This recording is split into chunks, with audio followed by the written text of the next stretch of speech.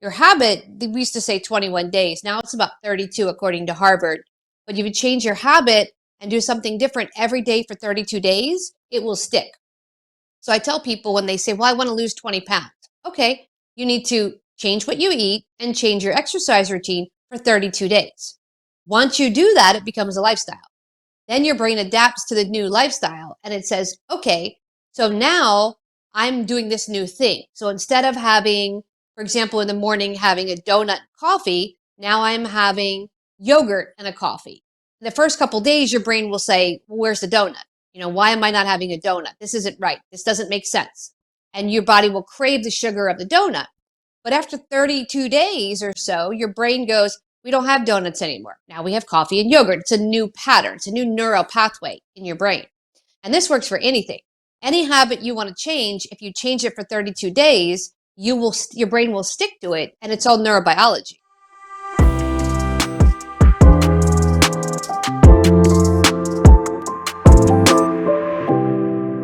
Hello, I am John Brink, and we are podcasting on the Brink from downtown Prince George, British Columbia, Canada. And for all those people watching us from around the world, they say, oh, we know where Canada is. How about British Columbia? It's on the west coast, right? Right. We've got a big city called Vancouver. Where are you, John? Well, we are 500 miles north of Vancouver, or for our friends in Europe, 800 kilometers. And that puts us in the center of British Columbia, north-south, east to west. In British Columbia, here in this region, we have lots of timber, we have lots of friends, caribou, black bears, grizzly bears, deer, foxes, wolves, you name it all, we got it all. We call it paradise. Today we have a very, very special guest. Her name is Dr. Cali Estes. And Cali is a global leader in addiction recovery, mental health, and performance optimization, known as the female Dr. Drew and the battery recharger. She empowers high-performing professionals, from CEOs and celebrities to athletes and creative, to reset, recharge, and reclaim their lives through her signature no-nonsense results. Cali is also a speaker, a publisher, an author of many, many books, and she shared that with us, and very, very popular, has been on many, many programs, international programs, CNN, NBC, CBS, ABC, and on Fox, even Forbes, on and on and on and on. Dr. Cali, my God, what a bio do you have? And so, you mind if I call you Cali? That's fine. Please. So Cali, give us your background as to where were you from originally, and then obviously you had an amazing, amazing background in your own life and through all the ways. So take us through that and what brought you through this amazing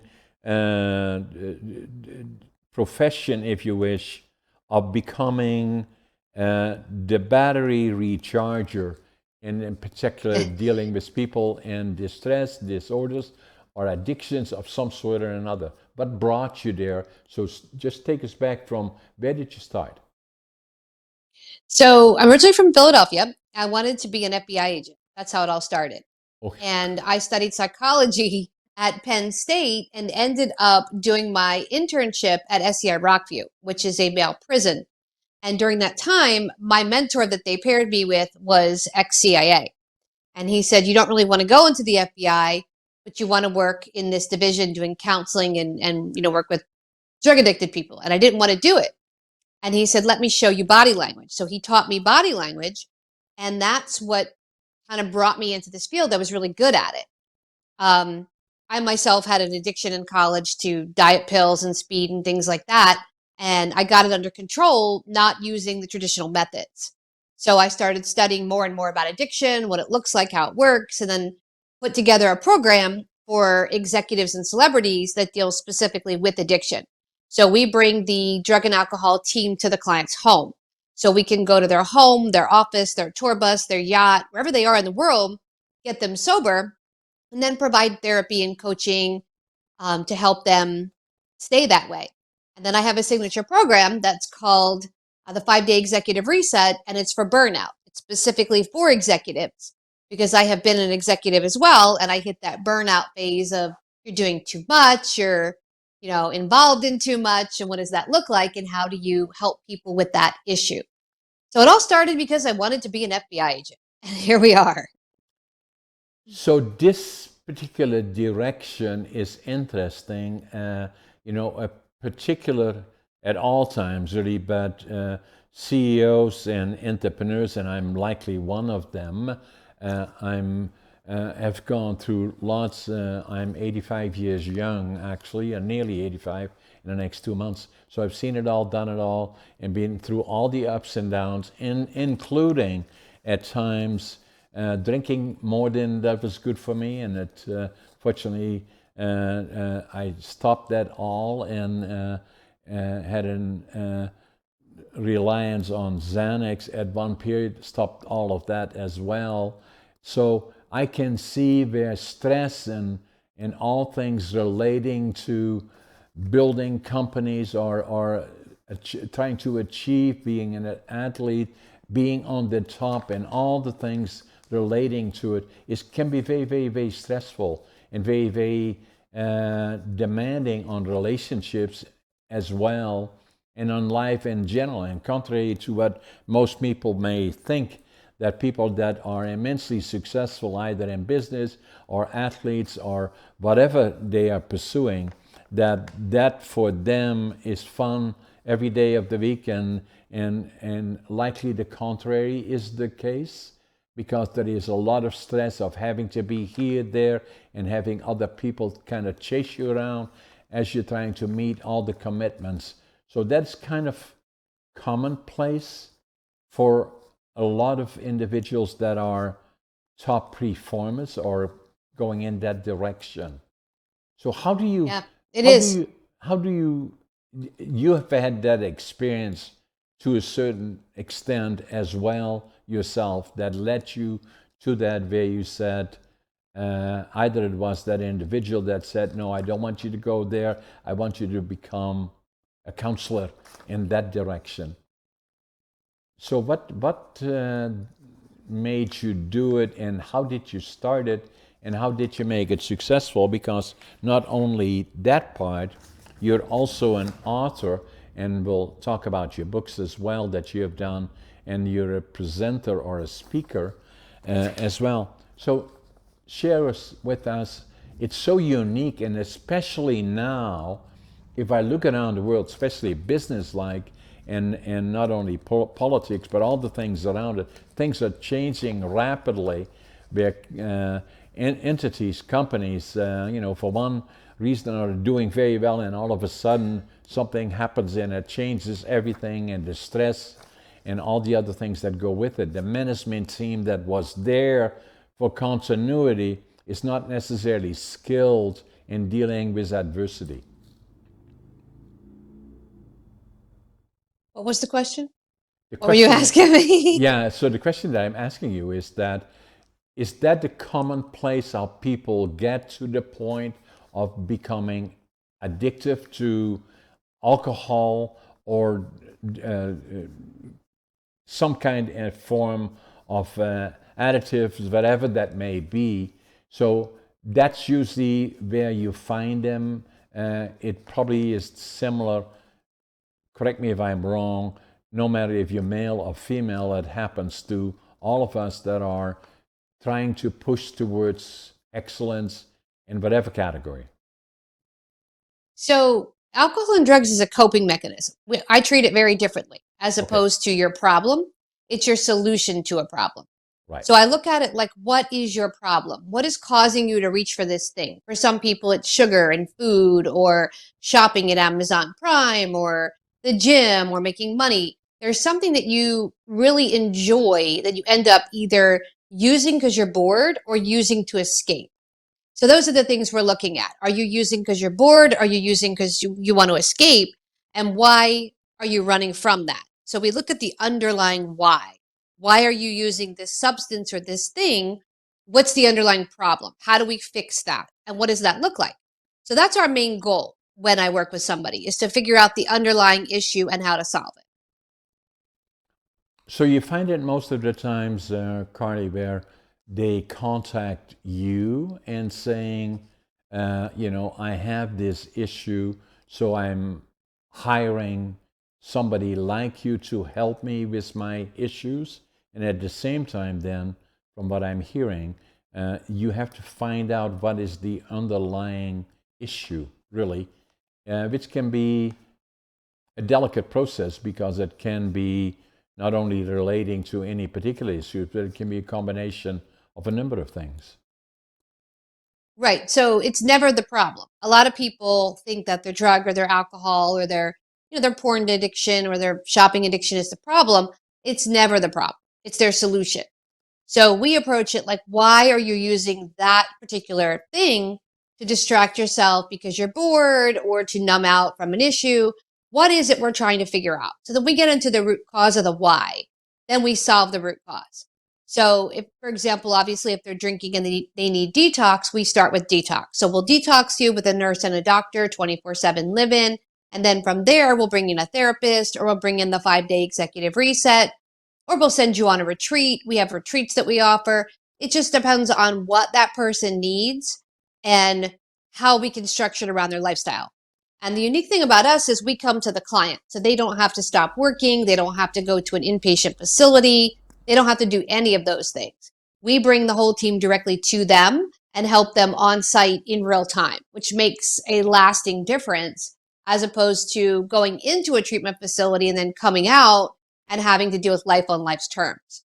So that's what makes it very, very different, is cultivating it in the real world, as opposed to putting somebody in the facility and then saying, okay, you've completed this 30-day program. Here you go. Have a nice day. It has a 95% fail rate because it's not in real time, real life. So you've been involved in all of this for about 25 years. So it has evolved into something that is unique to what you are offering to, if you wish, the marketplace, and specializing in coaching for the highest possible success rate. So it has evolved. Is it more evolving now? Has it got to, I can imagining I'm an entrepreneur, I'm throwing through all the ups and downs. How do I would contact your team and you in particular and saying, okay, these are my issues. Well, those can be very personal in a sense, and it is somewhat difficult to say. I'm a bit of, it's challenging for me to be effective because of I'm addicted now to whatever it may be, and how can I make myself more effective again and take a different approach to all the things that I'm doing in life in general? Yeah, most people come to us with the presenting problem. I'm drinking too much. I need to fix that. And then we start there, we get them detoxed, and then they realize, okay, well, it's not the alcohol. Alcohol is just my solution. My real problem is my stress at work, or I hate my marriage, or I hate my job, whatever their issue is. And then we work on that specific issue and fixing that problem. And over time, I started this in long time ago. I started this in 2012. So what I started learning was there's not enough trained professionals to do this type of work. Right. So I actually created a global educational institution. So we have the Addictions Academy, where we train people to be recovery coaches or therapists or sober companions or mental health coaches, and they're there in real time as well. So it sort of took, it alleviated a lot of hospitals. It alleviated an influx of people that couldn't receive services or were waiting in line for services, because now we can provide real-time, real-life services in the client's home or office, and we can use telehealth. So we're able to handle something in real time. So for example, if there is, a client that's 2:00 on a Tuesday and they say, I'm craving alcohol, but I can't see my therapist till Friday. Well, what do you do between Tuesday and Friday? Well, they say, call your sponsor. Okay, well, great. I call my sponsor and he's not available. Or he says, well, come to a meeting. Well, meeting doesn't start till 7. What do I do between 2 and 7? Well, if you have us, you can text us or call us, and we're pretty fast. So we're able to triage that in real time. And that's what makes the difference with lasting change, is that you have it in real time as opposed to later as a set appointment. Because when you have that thought of wanting to use something, it's a 21-minute process. You have to change your thought for 21 minutes to change your habit. Your habit, we used to say 21 days. Now it's about 32 according to Harvard. But if you change your habit and do something different every day for 32 days, it will stick. So I tell people when they say, well, I want to lose 20 pounds. Okay, you need to change what you eat and change your exercise routine for 32 days. Once you do that, it becomes a lifestyle. Then your brain adapts to the new lifestyle and it says, okay, so now I'm doing this new thing. So instead of having, for example, in the morning, having a donut and coffee, now I'm having yogurt and a coffee. In the first couple of days, your brain will say, well, where's the donut? Why am I not having a donut? This isn't right. This doesn't make sense. And your body will crave the sugar of the donut. But after 32 days or so, your brain goes, we don't have donuts anymore. Now we have coffee and yogurt. It's a new pattern. It's a new neural pathway in your brain. And this works for anything. Any habit you want to change, if you change it for 32 days, your brain will stick to it, and it's all neurobiology. So that's what we tell people is you've got to be able to get in this routine for 32 days and the mindset for 32 days. Most people fail because they never give it long enough. They say, well, I want it now. And they have no impulse control. And, thank Amazon Prime. I want a package now. I go on, I push a button, and then boom, tomorrow morning it shows up on my doorstep. And then it's, oh, look, there it is. That's the problem with drugs and alcohol and other addictions, is that we're so used to getting what we want that the brain never learns a new pathway because we never give it enough time to do that. But that's the whole science behind it.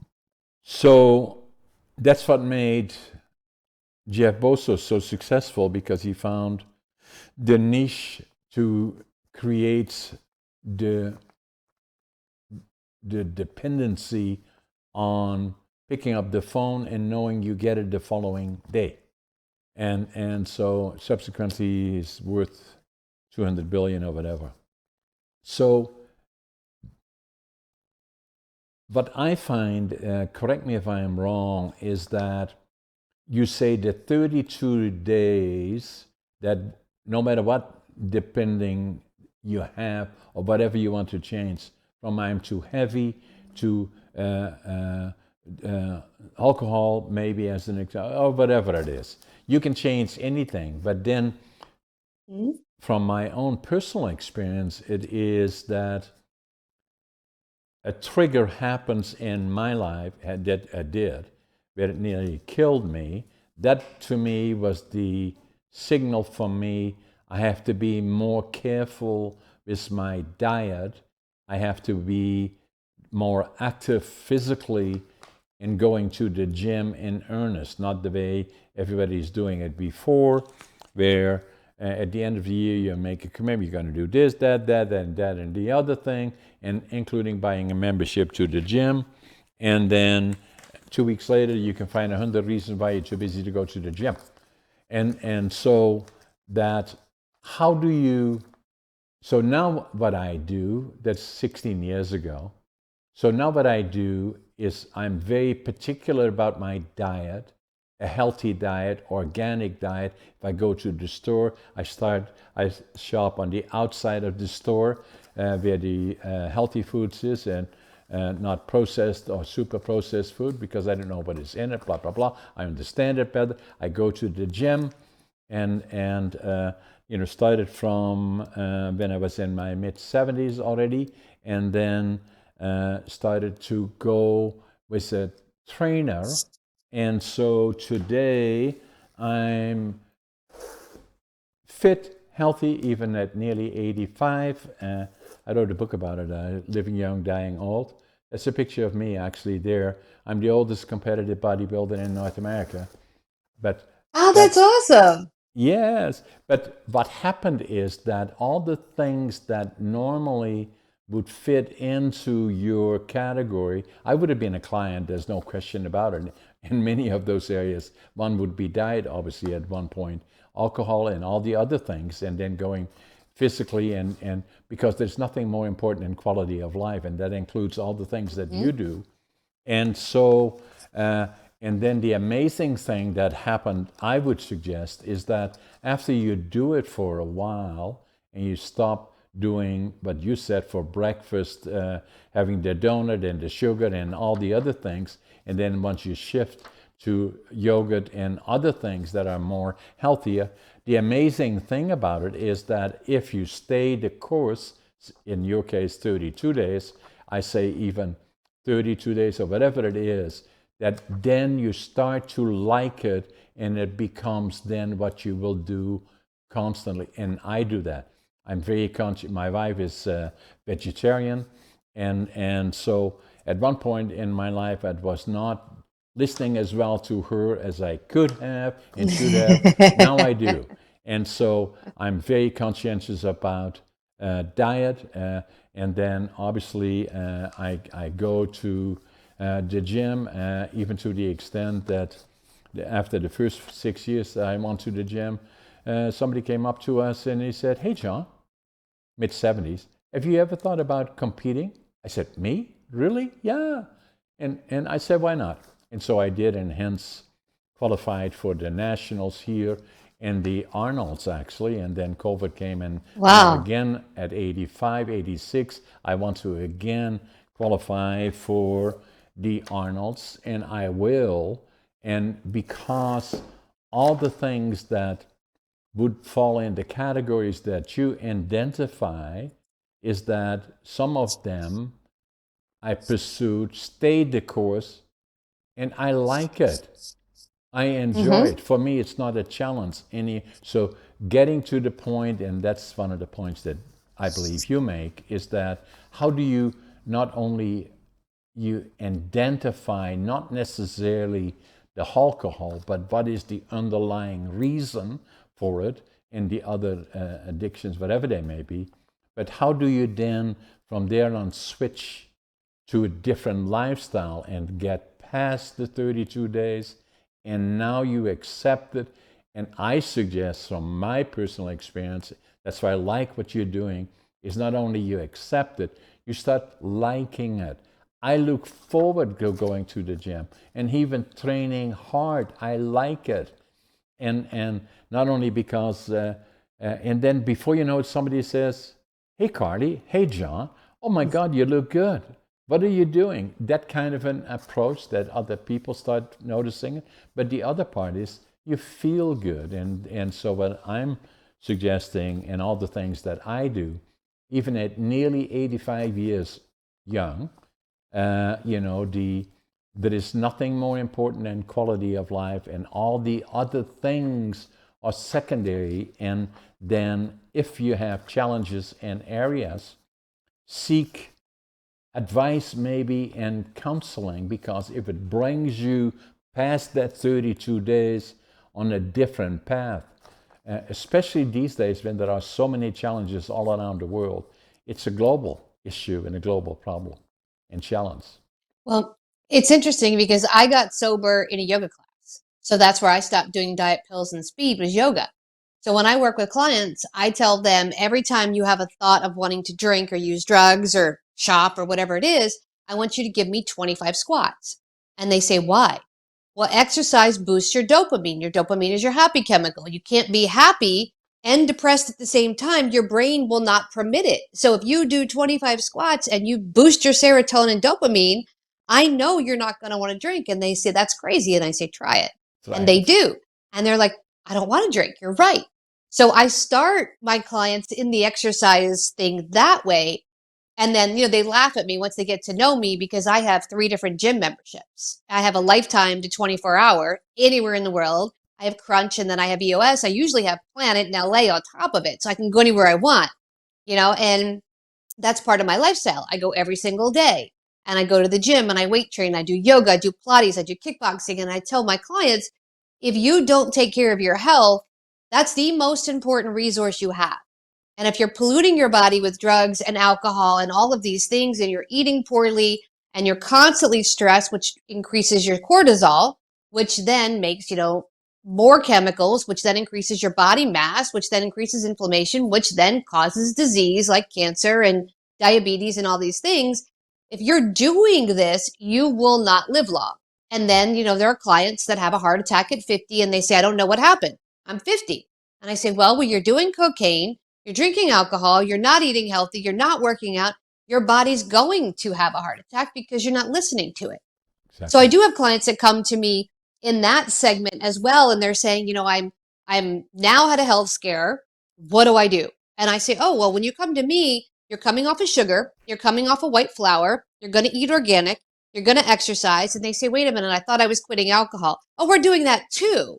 But we're also doing all of these things because I want your body to work at an optimal level. If you work at an optimal level, you will feel good. The problem is people think it's as easy as just quitting alcohol, but they're still eating donuts and candy and cake and they're not working out. And then they say, well, I'm unhappy. Of course you're unhappy because you're not eating well, you're not working out. And then when you're unhappy, you drink. So it all goes back to, getting the body where it needs to go. And that's how I treat my clients. So I tell them all, if you're not willing to do that kind of work, then I'm not the coach and the therapist for you because we're going to do all of Yeah. I it. like that because it is all connected.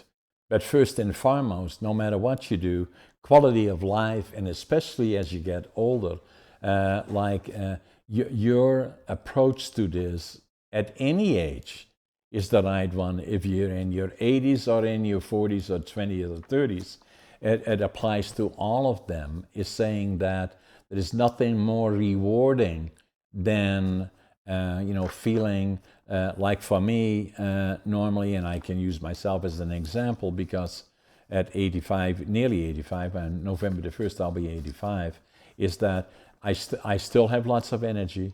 I still get up at 5:30 in the morning.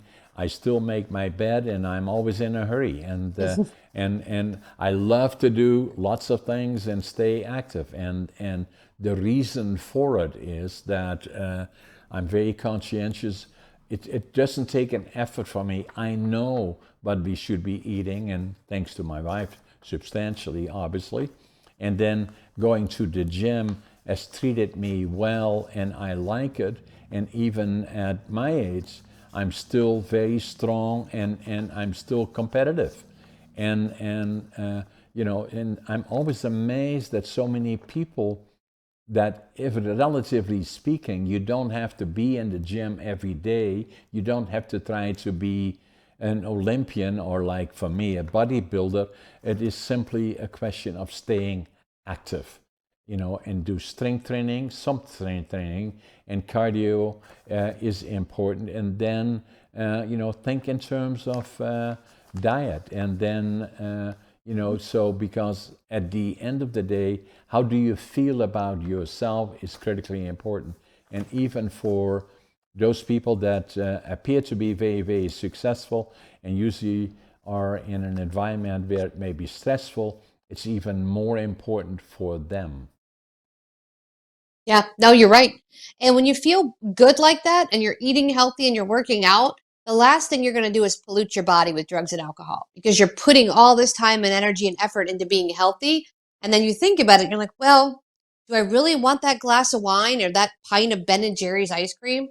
No, I don't. I really want to continue the way I'm going. So then those things become afterthoughts instead of that's what I need. And I teach my clients that. And it takes 21 minutes to shift that thought. So if in that 21 minutes you can do squats or go for a walk or do yoga and you boost that serotonin and dopamine in your brain, what happens is you don't want all of those extra things. So even my clients that say I want to quit sugar and they say I just can't. And I'm like, here's what you're going to do. Before you go and put the creamer in your coffee, you're going to do 25 squats. And they think I'm crazy. And I'm like, you have to, because then you're not going to crave the sugar. You won't crave those things because your body's full of the happy chemical. And a lot of clients, they're like, you're crazy. And then they do it and then they say, you're right, it worked. And I didn't crave it. And I was able to, cut back. And I have clients too that, they're not ready to quit totally. So we do a harm reduction model. But we'll say we'll do less and less. So we'll have less alcohol every day or we'll have less sugar every day. Whatever that drug is, less and less and less to the point where they go, wow, I used to drink a 6-pack of beer a day. Then I went to 5. Then I went to 4. Then I went to 3. Then I went to 2. And now I'm drinking Pellegrino. So instead of having beer, I'm having Pellegrino. And then I'm thinking, well, why do I want one beer that's not going to make me drunk? I don't need that. I'll have another Pellegrino. And then next thing you know, they don't think about it anymore. They have a substitute that works just as well. It's no So longer there's part of many, your life then.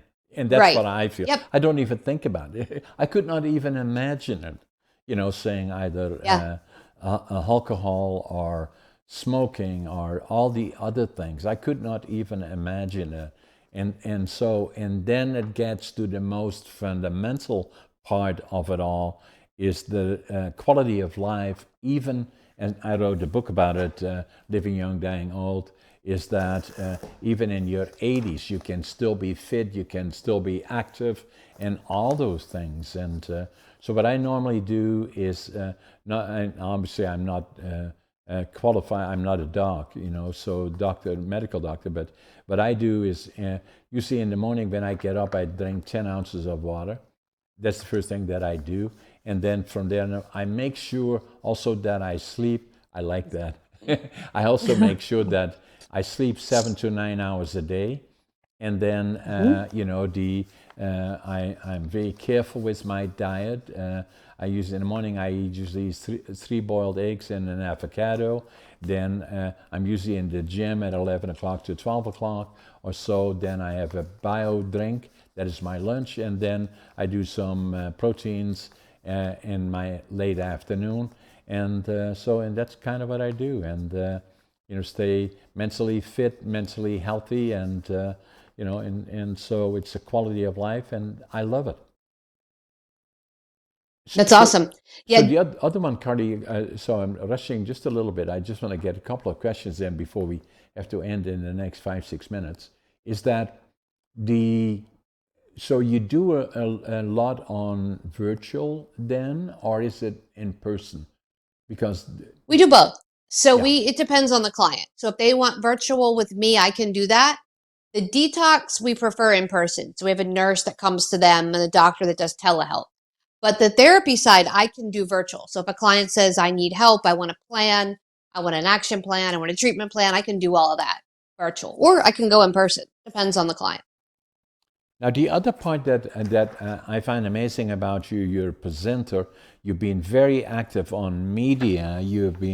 I listed off all the different, television programs that you have been on in regards to this topic. And then you wrote a number of books, and this one comes to mind. I love the title of this one. That's the one. So it says, That's the one. the 7 key principles to tap into the wealth inside of you. How to unpause your life and make success a reality. And there's a picture of you. So very catchy title, actually. So the very first principle is called eat your broccoli. The very first thing I talk about in the very first chapter is you have to eat well.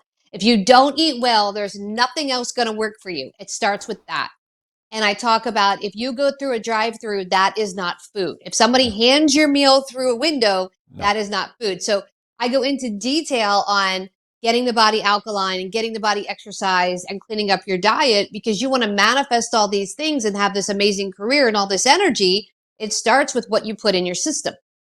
And it goes from there.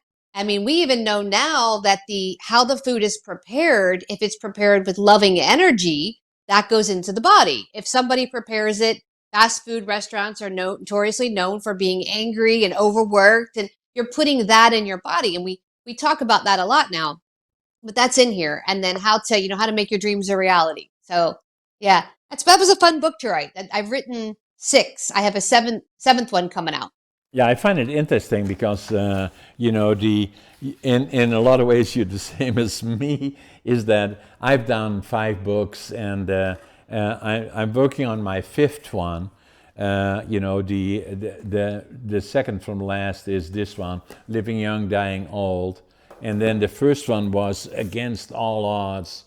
And I said with this book, it took me 80 years to live it, 20 years to think about. Writing books is not easy. And then finally I said, Yeah. I'm at 70, if I don't do it now, it will never happen. So 2.5 years to write it. It's been very, very popular.